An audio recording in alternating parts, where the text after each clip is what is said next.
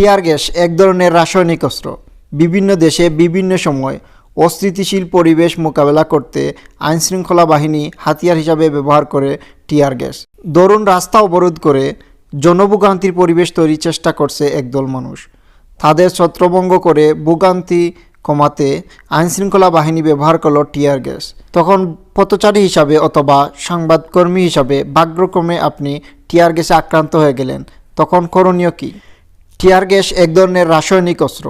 স্বাস্থ্য খাতের বিভিন্ন ধরনের ক্ষতি করে। এতে মৃত্যু ঝুঁকির কথা কম বলা হলেও এর বিভিন্ন ধরনের ক্ষতিকর প্রভাব সম্পর্কে বলা হয়েছে, যার মধ্যে কয়েকটা খারাপ প্রভাব হচ্ছে চোখ, মুখ এবং ত্বকে প্রচণ্ড রকমের জ্বালাপোড়া হয় এবং শ্বাস প্রশ্বাসে অত্যন্ত কষ্টকর হয়, সমসাময়িক দেখতে অসুবিধা হয়। এখন টিয়ার গ্যাসে আক্রান্ত হলে সেক্ষেত্রে করণীয় কী? প্রথমে এই এলাকা থেকে দ্রুত সরে আসতে হবে। স্পেশালি যাদের শ্বাসকষ্টের সমস্যা আছে তাদের জন্য অত্যন্ত ঝুঁকিপূর্ণ।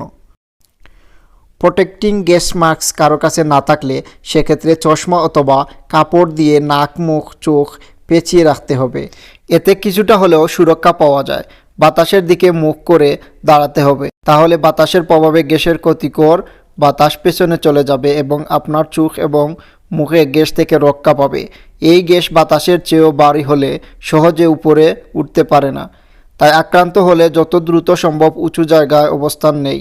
দ্রুত ঠান্ডা পানি দিয়ে চোখ মুখ ধুয়ে নিন, তবে খেয়াল রাখবেন মাথা নিচু করে মুখ ধুতে হবে যাতে পানি কাপড় অথবা চামড়ায় না লাগে।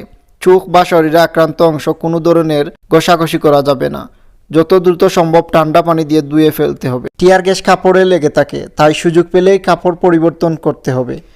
যে এলাকায় আছেন এলাকার ল্যান্ডমার্ক চিনে রাখুন, যাতে আক্রান্ত হলে চোখে যদি নাও দেখতে পারেন ভালো করে, তাহলে যাতে পথ চেনে বের হতে পারেন। সর্বশেষ কথাটি, আক্রান্ত হলে জ্বালাপোড়া, শ্বাসকষ্ট, অ্যালার্জি সহ বিভিন্ন ধরনের প্রভাব দেখা দিতে পারে।